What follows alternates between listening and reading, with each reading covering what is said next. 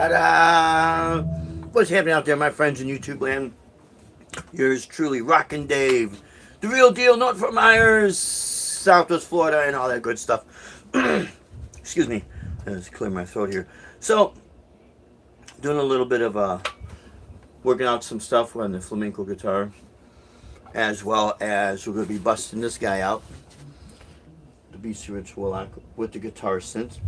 We got some things coming up on the horizon.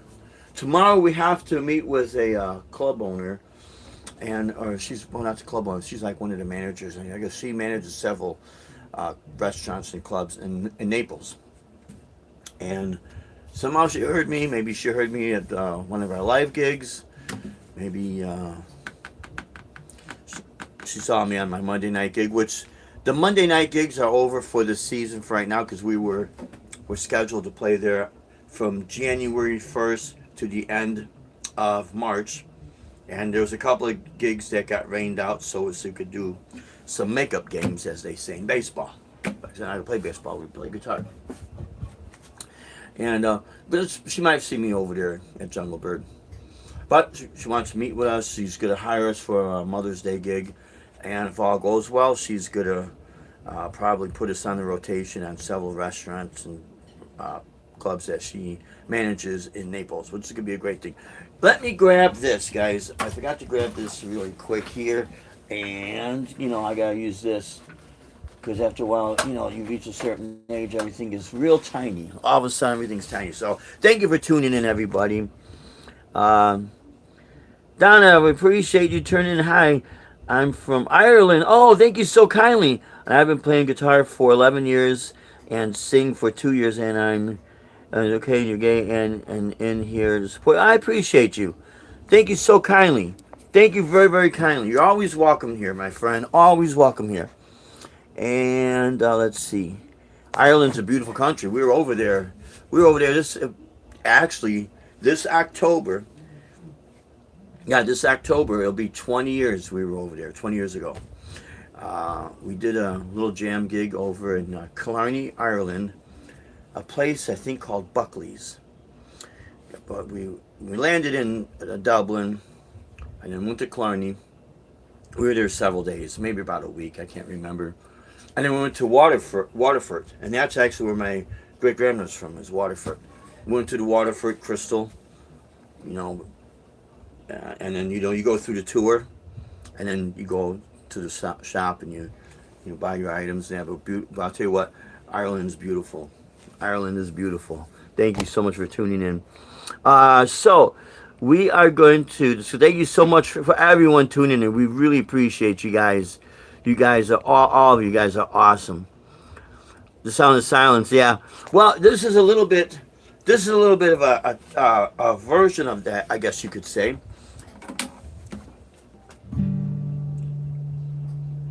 mixed with a little bit of the flamenco piece. But the last piece, basically, I think it was an E minor 9. I'll tell you the actual notes. I'm gonna tell you the actual notes of every note I'm playing, low pitch to high pitch. Okay. Because when I forget the formulas, I'll say, hey, what are your notes? Low pitch to high pitch. This will range below and above middle C on the staff, meaning this note here, 3rd fret on your A string, or 8th fret on your low E string. That's middle C on the staff. So anyways, we have E and an E. We have F sharp, and then the next notes are going to be open G, open B, and open B. And then descending down will be a D with the F sharp there, and then open G, open B, open E. And then we're going to do a D flat with F sharp, and then open G, open B, open E, and then back to our D. And then the turnaround is a descending down. It's a G, F sharp, and open E. And I'm basically playing like a minor scale around it.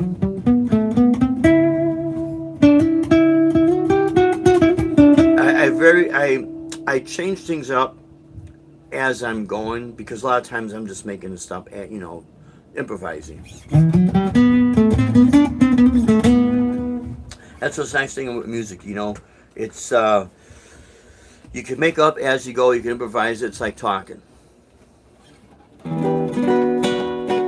So, what I wanted to talk about, speaking of talking, was the fact of what is best for you. Oh, before I go any further, we did an unboxing. It's still I loaded it up this past Sunday, so it's almost a week ago, at 11 a.m. We got this from Guitar Center Friday, a week ago, and it's still not loaded up. But it's one of these little Roland. I did the unboxing. It's a little Roland P6 sampler. This came out maybe a year or so ago. It's one of their latest and greatest sampling devices with a built-in mic. What's really cool with this, it comes with built-in samples and things you could mess around with, but you could also put in your own stuff and manipulate it via these dials here.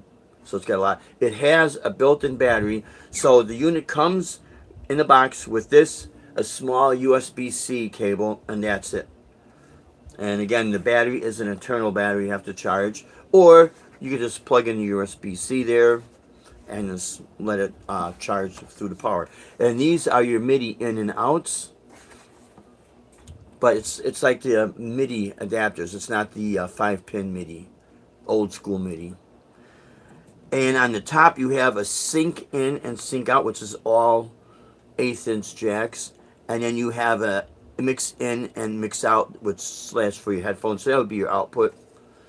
But with the sync in, and I think even the mix in, that's where you could take any line source. So if I want to take myself playing, like using the zoom pedal and go direct, or just directly into it, because it's got built-in reverb and delays, you just got to manipulate them a little bit. You could do that. I think you get 6 seconds of sampling in stereo, or 3 seconds in stereo, 6 seconds in mono. And then if you degrade the if you go to a lower resolution, you get like 11 seconds. It's really cool if you have ideas on manipulating sound.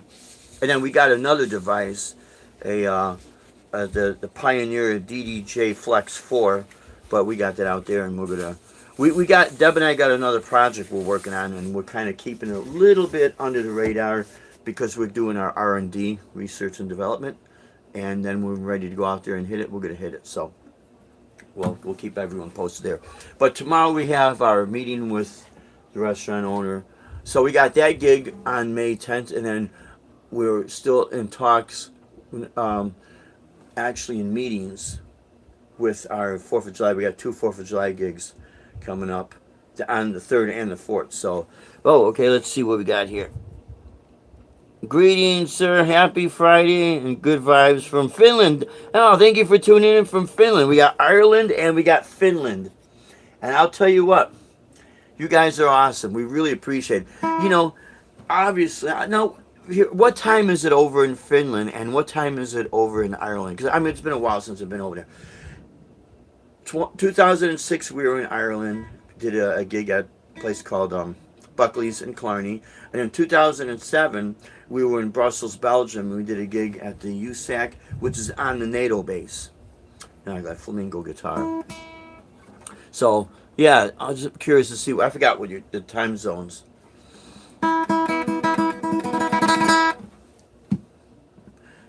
So, but with all the stuff and the DJ stuff and all that, we're still playing guitar. So none of that changes. Oh, let's see what we got here.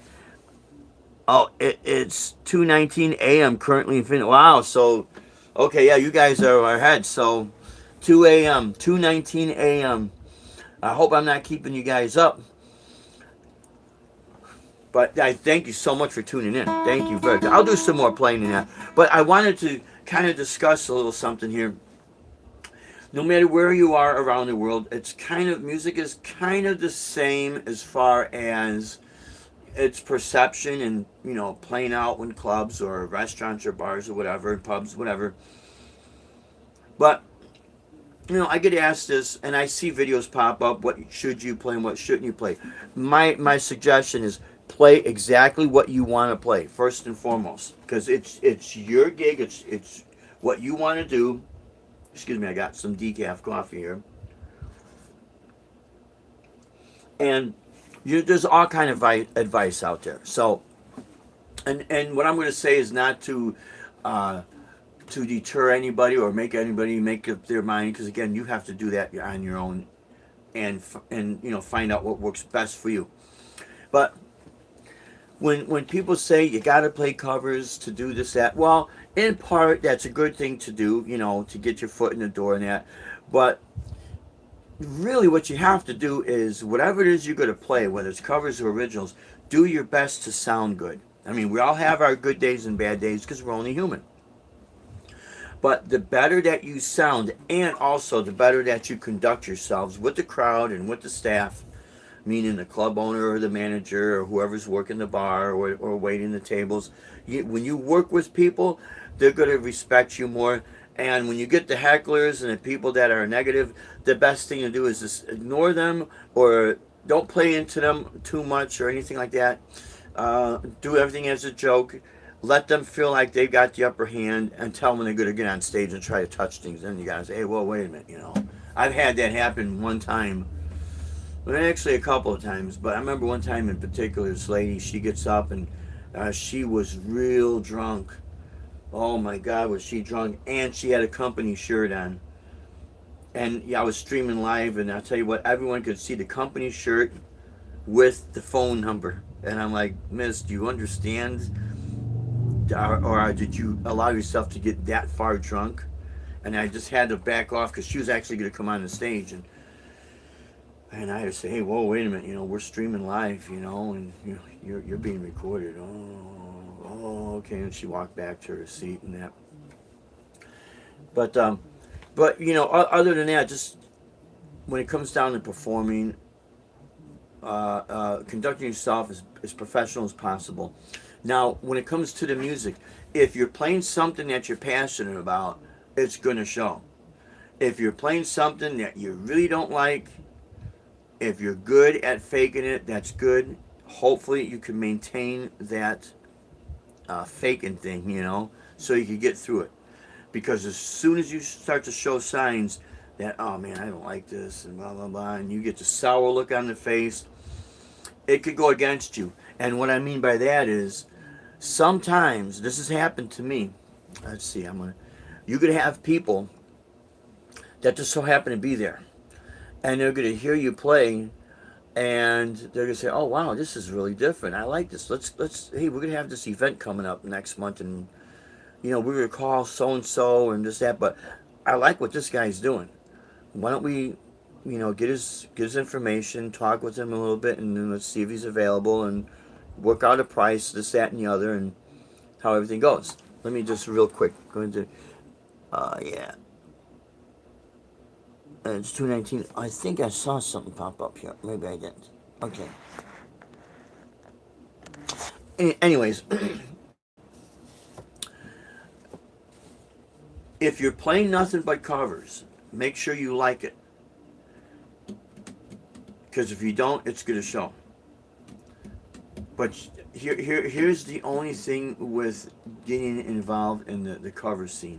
A lot of people are playing them.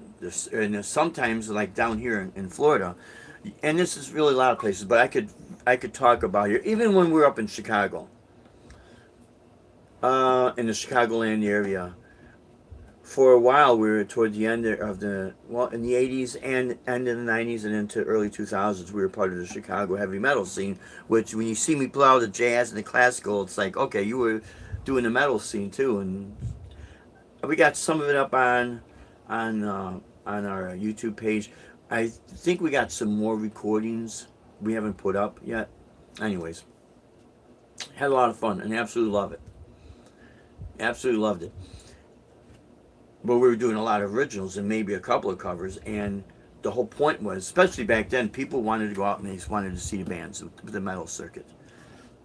Let's see if I got this right. Okay. Yeah, that's why I always want to bring good vibes and good atmosphere to these lives. It's amazing to hear musicians playing live, and I'm loving the energy. Oh, thank you so kindly. I really do appreciate that. Electric Low End, thank you. From Finland. And then we have our friend from Ireland. Let's see if I can back up from Ireland. Okay. Yeah. Donna. Let's see if I can pronounce this. If I Chamhunt or Chamhunt. Thank you so kindly, Donna. We really appreciate you. Thank you. And Electric Low End, thank you guys, and everybody tuning in. Thank you so kindly. Oh, wait a minute! I hit something and I don't want it to go away. Here's the only thing with covers to keep in mind. It's not bad, nothing bad, but just keep this in mind. If you're doing the same songs that everyone else is doing, now it gets a little bit saturated, but there's still room for you. Don't worry. The only thing is that a club owner or a manager can say, well, why should I hire you for this price? I can hire those people for a lower price, and the people do the bidding wars and that. That's the only thing. That's one of them. And then if you're not really big on covers, you might not like it. Okay. Anyways, so here's what you could do. If you're the type of person that you like doing originals, you get in a band, if you're in a band situation, it's a little different because everyone's got to negotiate. You got to be on the same page. But if everyone in the band does agree that we would like to say, man, we'd like to get our originals out there too, then blend them in with your covers.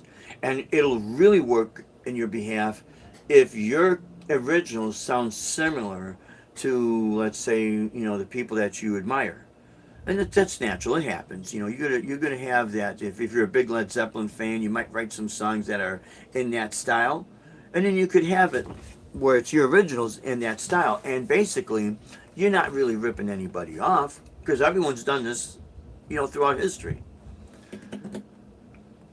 But what you're doing is you're giving people a familiar sound with your own music, and then you can get the naysayers and that. But don't worry about that. There's that band. Here's a great example. The band Greta Van Fleet. They sound a lot like Led Zeppelin, and there's some people that hate them because they're ripping off Led Zeppelin and that. Well, what they did is they took that sound and they continued it on. That's basically how I look at it. And I think they're great, and I think it's awesome that they're doing that, and it's what they're passionate about, and they're still maintaining themselves as original. As far as writing their own songs, but this happens to be in that style.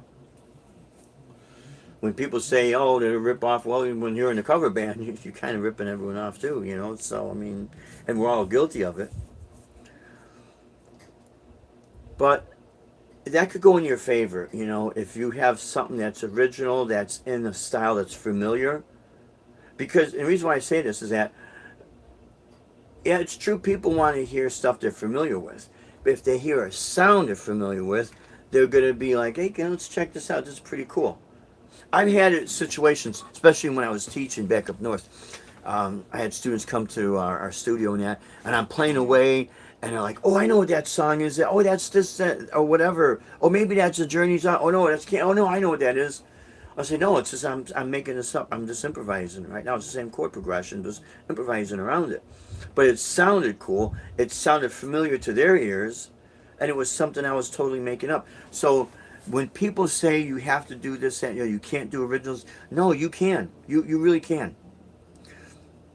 Especially if you're sounding good and if you have something that sounds familiar.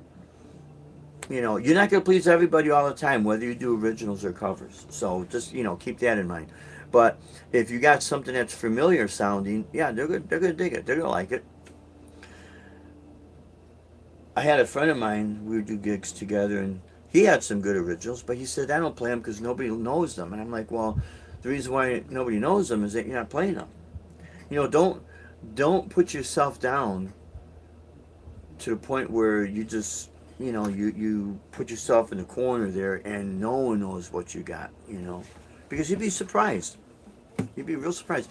The road shows that Deb and I have done over the years was not based on covers. It was based on they liked what I was doing. They liked the style of music I was playing. That's another thing you could do. And it was my originals that they were based it on. They just happened to like it. And I was very blessed and very honored that they hired me and we do all this traveling to the point where we were over in Europe. We did performances in Canada and Mexico and throughout the United States, and we all did it in our little car, our SUV, and Deb would drive, and I'd get the rest because I had to play. She'd be tired too because she was doing all the driving. A couple of times we switched off, But my point is, it's proof that you can do what you want if you sound good. Now, will you get every single gig? Maybe not, But you'll get the gigs that you want. Same thing with covers. You might not get every single gig that's out there because there's other bands. It as much as it's open, as an open road there, so to speak. It's also flooded. And when it comes down to selling yourself, just take it a grain of salt. Don't take it personal. If you're trying to pitch yourself to a club owner or a manager and they don't like it, don't take it personal. It happens. It happens to me. I don't care. It's I can't make people like what I do. I do know one of the gigs is a prime example, especially with residency gigs. When you're there X amount of times throughout the year, or you're there every single weekend. For a couple of years, I've done those. When one of the places just after COVID-19 was fizzling down, I don't want to say fizzling down. Down here in Florida, we had our lockdown, but it wasn't really too long, and places were starting to realize, hey, we're losing money. And I remember I went over to Yucatan and I pitched to the manager. I says, hey, I'll do a gig pro bono. And let's see where it goes, if it's okay with you. And she, pro bono, meaning free, I'll give you a free gig. And if you like it, we'll see if, and if everyone likes it. And if not, it's okay, no big deal. You have nothing to lose, I got nothing to lose. So I did my first gig there, and next thing you know, she's booking me every Saturday, and I was there about 2 years, and then the only thing that disrupted that was Hurricane Ian. But otherwise, I would have still been there. And then after Hurricane Ian, there was a rebuild. And then we played when we got back there. And then they started working on one of the bridges that literally, as you go over the bridge, as you went right over to that edge, there's the parking lot into the restaurant, and they had to do some rework on that bridge. And it was a couple of months, 3 or 4 months after they reopened, that things came to a screeching halt because people working on the bridge. And people coming to Matlacha Island got stuck because it was about a good mile in off of the main road into there, maybe a couple of miles, and the line was all backed up, and it's just 2 lanes coming in and out, and people didn't want to get stuck in the traffic, and they started losing money, and they got to the point where they had to cancel music across the board. So things like that, it happens. But the point is, I remember one of the gigs I was playing there. There was a lady at the bar. She was the only person that was complaining I wasn't playing all the covers and taking requests. She was a complainer, and she said to me, "Well, how do you expect to get any tips if you're not playing what the people want to hear?" And she's the only one complaining. Everyone else was having a good time. And I'm playing away, and I looked at her. I says, "Hey, take a look. My tip jar was right over there. It was Phil." So the point being made to her was, if no one liked what I'm doing, then explain that. She didn't like it, and she left. But I didn't get into a confrontation because I can't deal with that. You can't be like that. But another thing you could do is if you have something that's stylistically themed based. Let's say you're a blues artist and your show is to celebrate the blues. Well, a lot of blues will do shuffles. So you could play something similar, just a blues shuffle or anything, a groove type of thing. And if you write your own lyrics and your own chord progressions and melodies, and there's your original in the style of the blues. And there'll be people that would be, interested in that. Or if you do tributes, you could do that. A specific artist. Again, yeah, those are covers. And one guy I was watching, he did say that. Well, if you think about it, everyone does covers, and he is right in a way. He is right there, where you have like your jazz standards; those are covers. A lot of orchestra will do covers.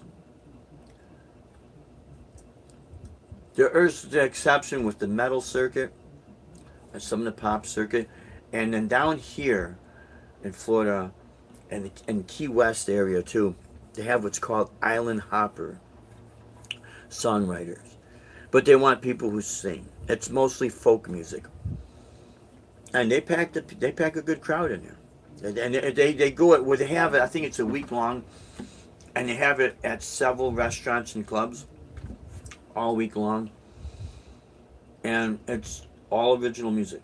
You might have someone do a reversion of a song, but for the most part, it's all original music in folk style. And I think it's great because, it shows once again that there's something for everybody. So you do not have to always do covers. You can do your originals. The whole point I'm saying is that making here is that you just got to sound good. That's basically it. If you sound good, you're good. You're good to please people. If you're playing the most favorite cover song that's happens to be hot cover song, and if you're hacking it up, the people who are drunk and maybe they don't care, but trust me, you can get those who do care, and the ones who do care, who might potentially hire you for something else now if they see you're hacking it up, and now they're like, they want to deal with you. And that's a sad reality, Excuse me. Another thing is the shifting of styles of music. Now, this guy I saw I can't remember his name. He's a cool guy. He's got a good channel, and he's mostly talking about us older musicians going out there. Are we too old to go out and gig? So most of our seniors and I guess I can consider myself a pre-senior. Like you got your teenagers and your pre-teens. I guess they call them tweens now. So his channel is geared more to that crowd, and that's a good thing. But even like myself, and even some of people who are seniors, they found other ways, other avenues, because if they're doing any type of a music that happens to be groove oriented, smooth jazz or funk music or house music or anything like that, it's jazz related. And some of these people, I'm surprised, like, wow, man, this guy looks like he's my age. I think this guy's a few years older than me, and he just happens to be passionate about something he likes to do, and he's out there doing it.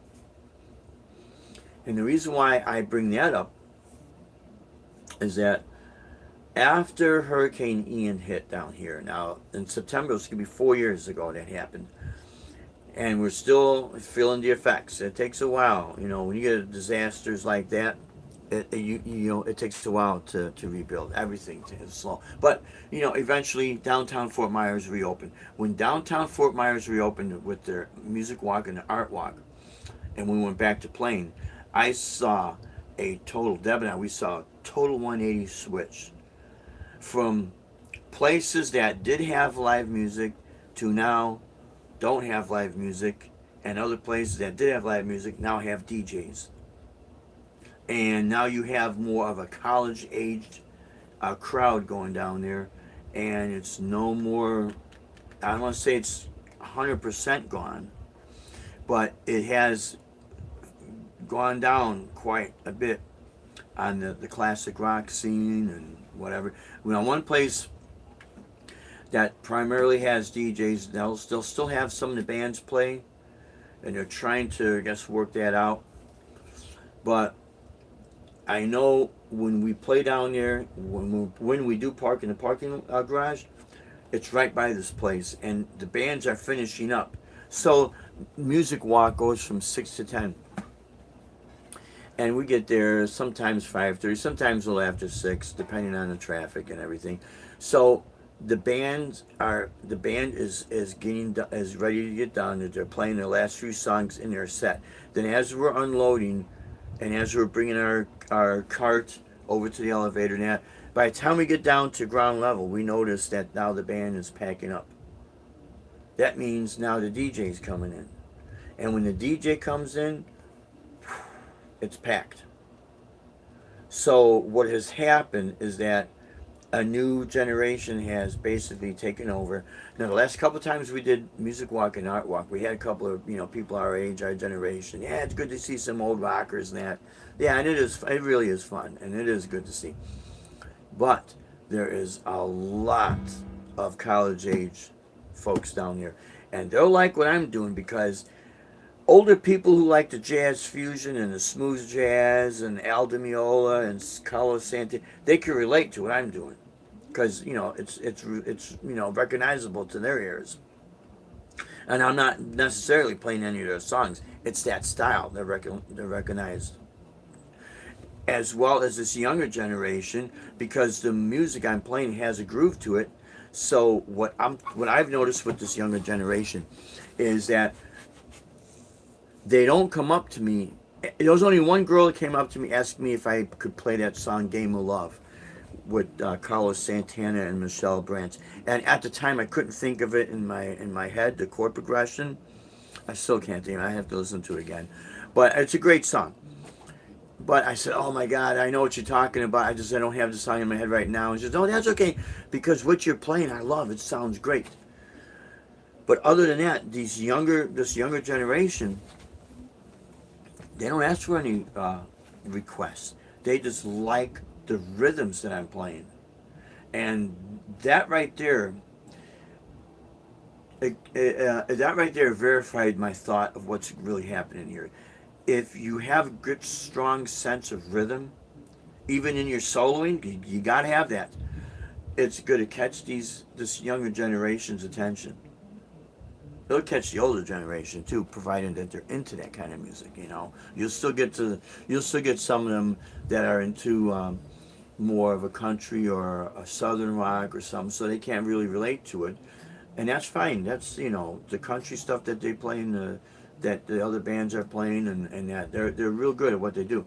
But my point is that this younger generation is really hip to this. It's jazz related, and they can relate to it. And I mean, it got to the point where I had a couple tell me, and the girl would say, "I didn't know you could do that with the guitar," or they'll come and say to me, "You don't sound old," and that right there is a very impactful statement, because I'm 62 years old, whether I look it or not. That's in their minds maybe I do. I feel I don't, but that's fine. But you don't sound old. And the first thing before they see you as they're walking down the street is they're going to hear you. And that's what's going to draw them in. And that's, however you look, that's fine. But if the music has still got them going, boom, you got them.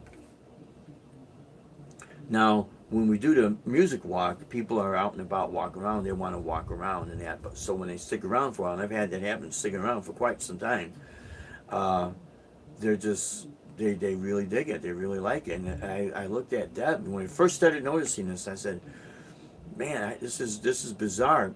Half of these kids, they don't realize I'm playing originals. Maybe they don't even care." What that what that verified for me is that they're more into the sound than do I know this song or another thing. Well, you're not singing, so I don't understand it. These kids, they don't care. They don't care. If it sounds good, it sounds good. And some of them will rock out when I start doing more of like the Robin Chow or some of the more a little bit harder rock.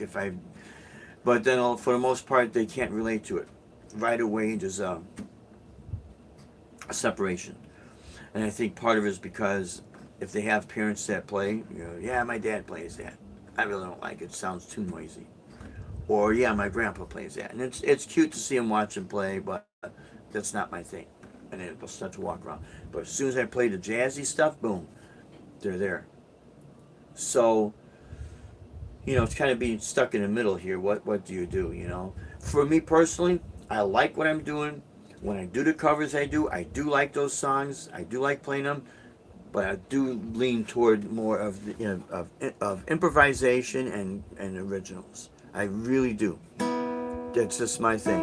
And for anybody else out there who maybe are told that no, you got to play covers. Well, here's my suggestion is go to these places, find out, talk with the people, or if you're already playing, have a band or you're a solo act, test the waters. If you feel like you're being rejected from your originals, come back. And if you still want to go out and play these places, then maybe look at some covers that you kind of like that are popular, incorporate them in your list, but don't disavow your originals. At least get them out there because, again, like I told my friend, when he complained that, well, no one knows my songs, I said, yeah, because you're not playing them. You know how a lot of these songs that people like to listen to, how they got to get out there?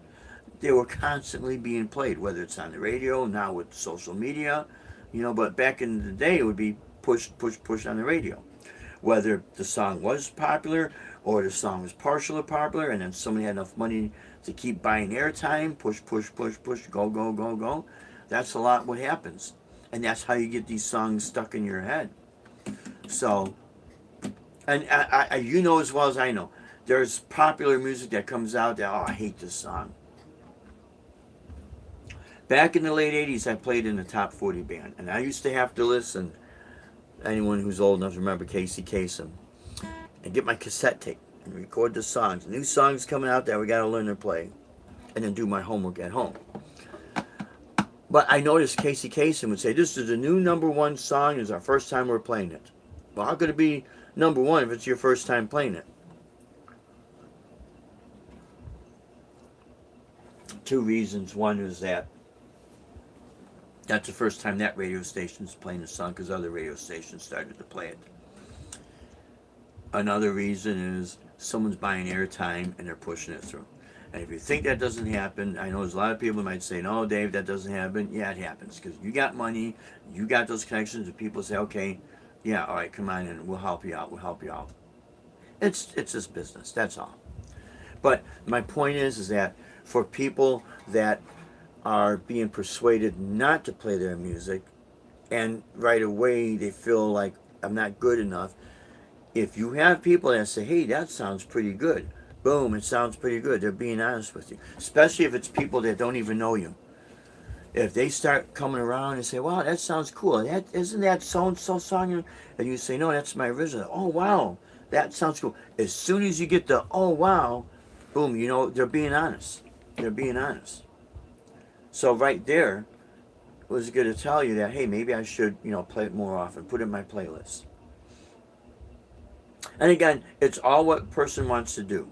I'm not telling people what they should and shouldn't do, because that's all up to you. But I would at the same time, look at your experiences. If you're getting a good response to your stuff, go ahead and do it. Keep doing it. sometimes you're going to get people that are going to say things because they don't, you know, maybe they want to do it and you're doing it. You know, you get the little jealousy thing going. Not all the time, not all the time, but sometimes you do. I like to think for the most part people are just looking out for your best interests, you know. And there's some good advice that is out there, don't get me wrong. But the reason why I could say this, it's not only all the live streaming that I've done, it's all the gigs that we've done. We've done the traveling. We've done also gigs like we'd play at the Renaissance Fair, all Renaissance music. There was always people there. We would get these private function gigs. Even though it's a privately owned, private, there'd be people there. I mean, we've even got hired for wakes and funerals, which is real sad. But the reason why they hired me is because they saw the other style that I play with the classical and maybe the Spanish guitar or something, and they, saying, you know what, that'd be a good fit for so and so. My, if it's the wife, usually it is the wife. I've done quite a few wakes where it was the wife. Husband passes on. Oh, my husband loved guitar music. Could you play? You know, and oh yeah, absolutely. I honor it.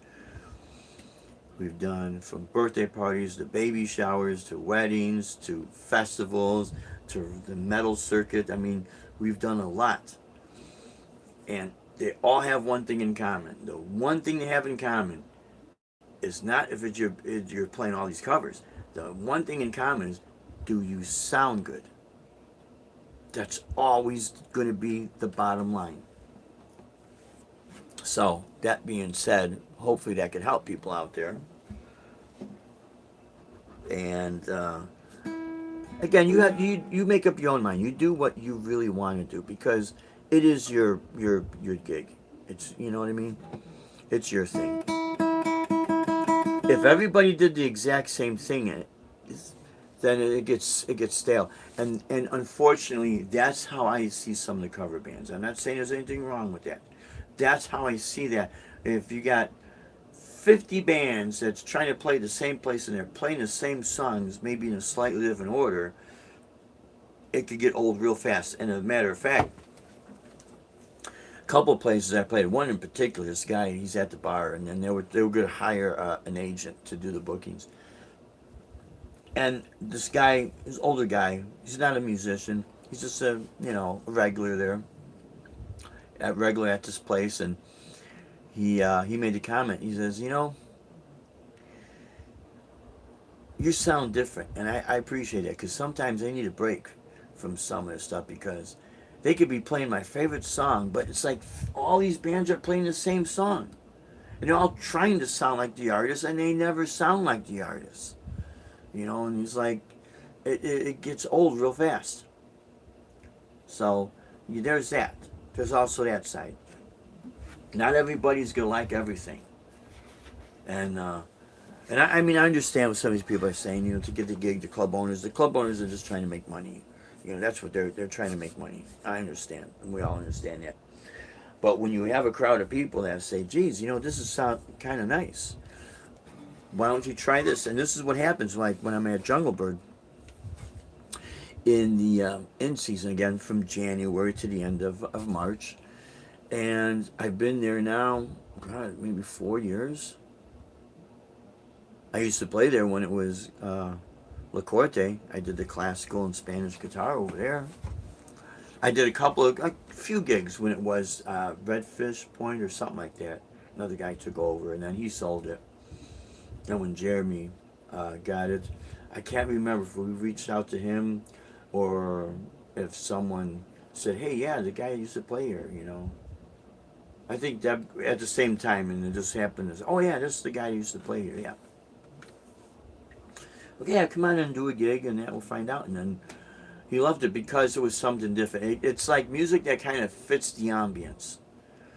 And he had me on a Friday. Then he says maybe we'll move you to a Monday, because we get more of a rowdy crowd at the bar. And I remember before they built their tiki bar outside, they just had a bunch of tables. And then they had me over in one area where the bar is, and then they moved me back over to where the stage is. And he agreed to have me on Mondays. I said, that's fine, that's okay. And he would have me come back because he made, I guess he made a comment, yeah, this guy sounds good because he's different and it fits the ambience. And on this night, we could have like maybe Jazz Mondays, in the in season for the people who like that, and they're sitting there eating, they don't want their ears blown off. So that's one of the reasons why I continue to do that style, and I also like it. So it's got a twofold meaning. See, here's another thing. When you're going to book yourself, you have to look at where you're booking yourself at. Because even if on a Friday they have all the bands, let's say they book you on a Tuesday where it's a little bit subtle, and then you could kind of shoot yourself in the foot if you go in there thinking that, well, Tuesday's like Friday, and you find out it's not, and you're playing loud and you're rocking out big time, and people are sitting there like, this is not what we want to hear. It's too much. It's annoying. Because we're eating, we want to enjoy ourselves. Then either you should ask for a Friday gig, or if the club owner says, okay, give you another chance here because, all right, we understand. And then try to understand that crowd on that day is different. So if you have a different style of music, it's a little bit laid back, then play the laid back stuff to that crowd. And you win them over, and then it's also how you win the club owner over. Down here we have a lot of, again, what we call the residency gigs. You're there for X amount of time. Some places, a lot of places will have done over, but definitely down here in Florida. So they like what I'm doing, and they have me booked out for X amount of time. And it works out in our favor. Again, everything's perception. You have to look at where you're at, who are you trying to target, If it's a rock club, have some rock music. If it's a laid back, have something laid back. If it's a dance party place, have some danceable music.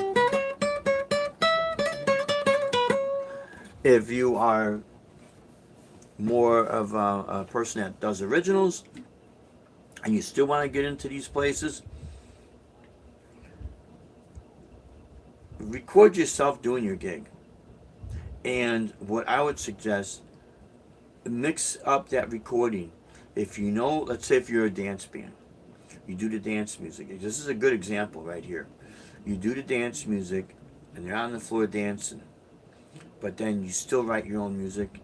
If, let's say, you just happen to write dance music, then play those. Just don't disregard those. Play those, because here's the thing with dance music. They're going to feel the rhythm before they're going to listen to the lyrics. Especially ones out on the dancing floor. They'll sing maybe to the song because they're hearing the lyrics, but their body's moving to the rhythm. And if you get them out there with your music, then it's right there, it's going to tell you.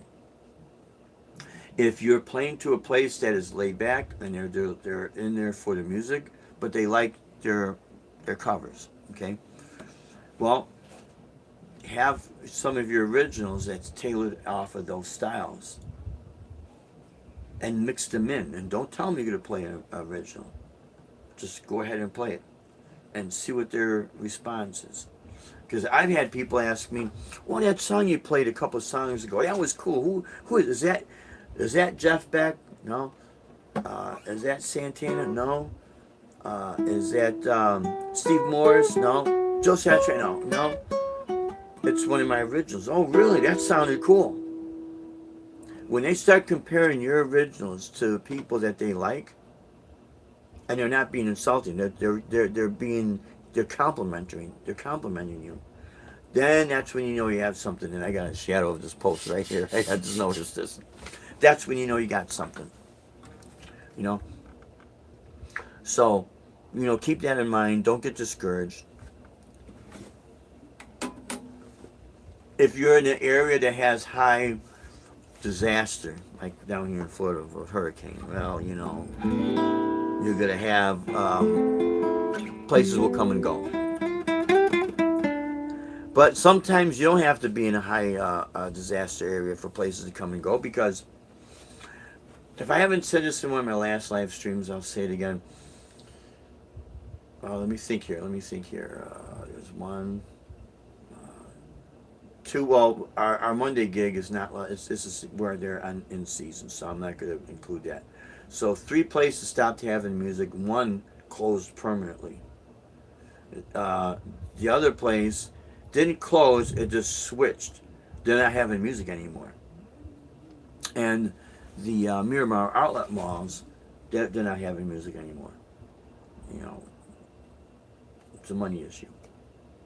Until further notice, maybe they'll look at the finances and say, yeah, let's bring it back.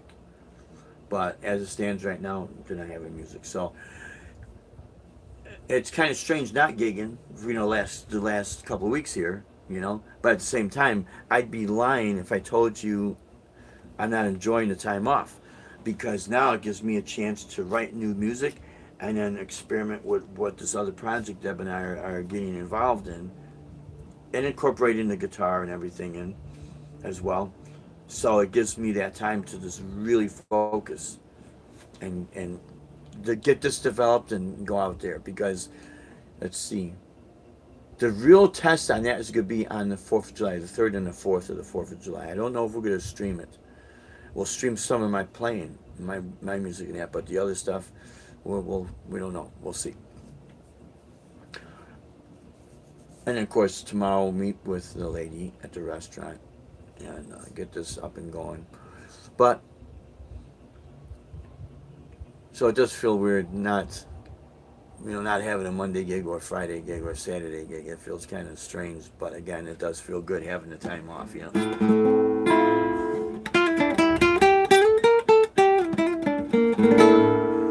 If you're a creative person, be creative. If you like to do the covers, do the covers. Just do what you really like. That's what you gotta have the passion for it.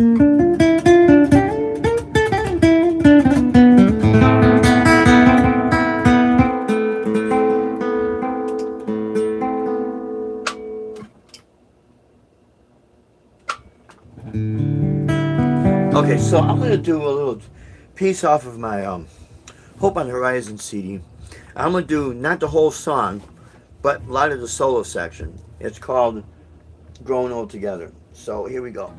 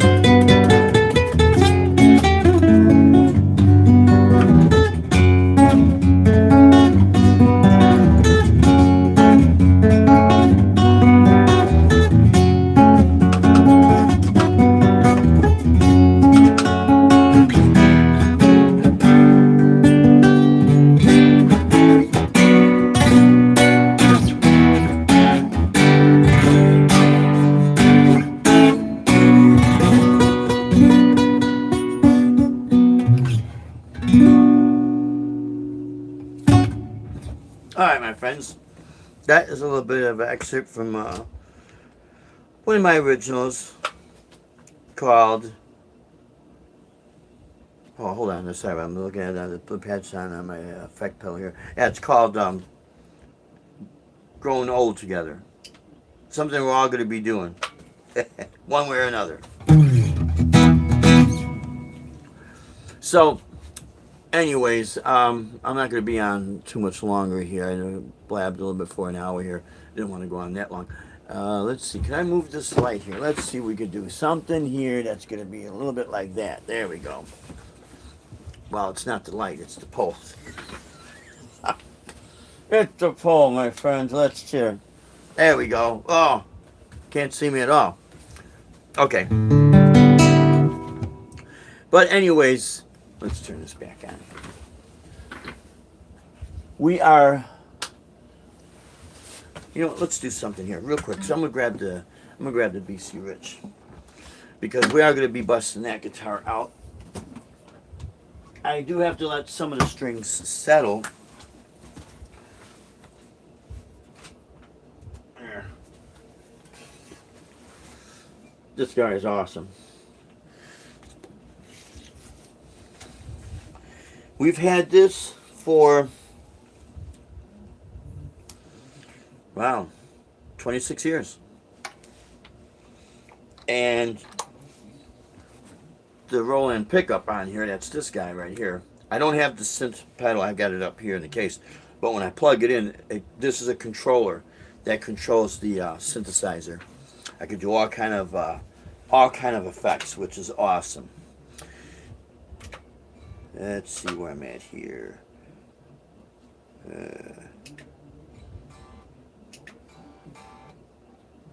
Well, here.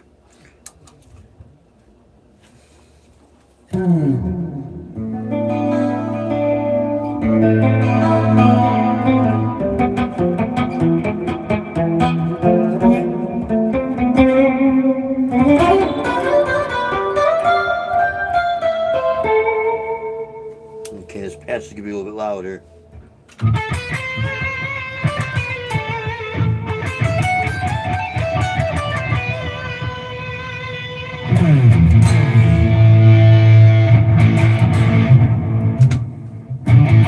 Where's my harmonizer on here? There it is.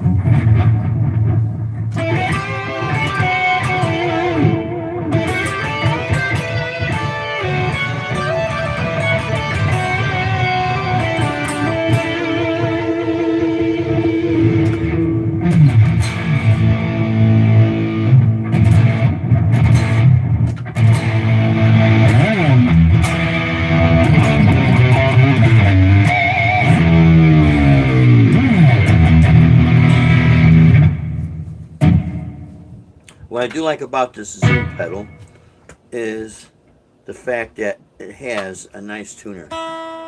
You can see the tuner's real big, man. Real big.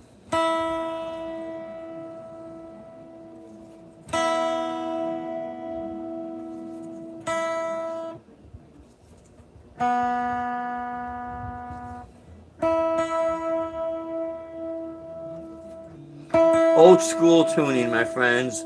Old school tuning.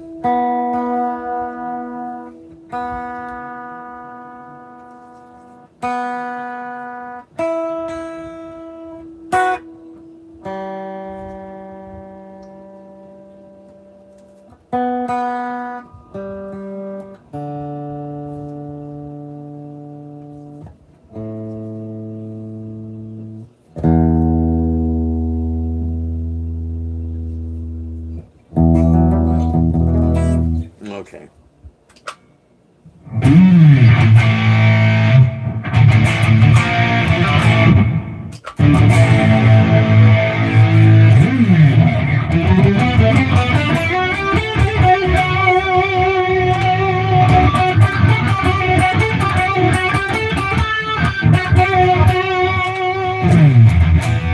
Oh, I forgot it's got the rhythm here. Let's see.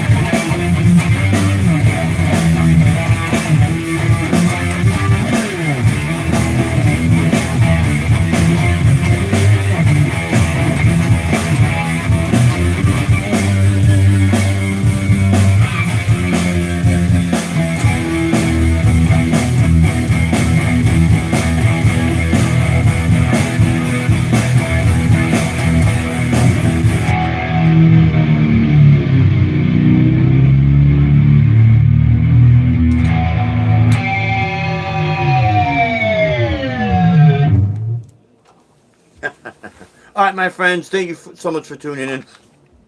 I hope this has been helpful. Yeah, we'll definitely be busting this out, and we'll see about doing anything on some Sundays, okay? We got a busy weekend, so I won't be able to do anything this Sunday, but maybe next Sunday, do a little bit of jamming and more, less talking, more jamming, and maybe we'll bust this guy out. So, anyways, I hope that's been helpful. Again, anyone who wants to go out there and play, just really, really do what you really want to do, and don't get discouraged. You know, that's all I gotta say. You know, don't get discouraged, but it really is up to you to do what you want. All right, my friends, we'll keep you posted. Probably do something next week live, but I'll keep you posted. Until then, thank you for tuning in. You stay strong, safe, and true, my friends. Don't get discouraged. Rock on, and God bless. Thank you for watching.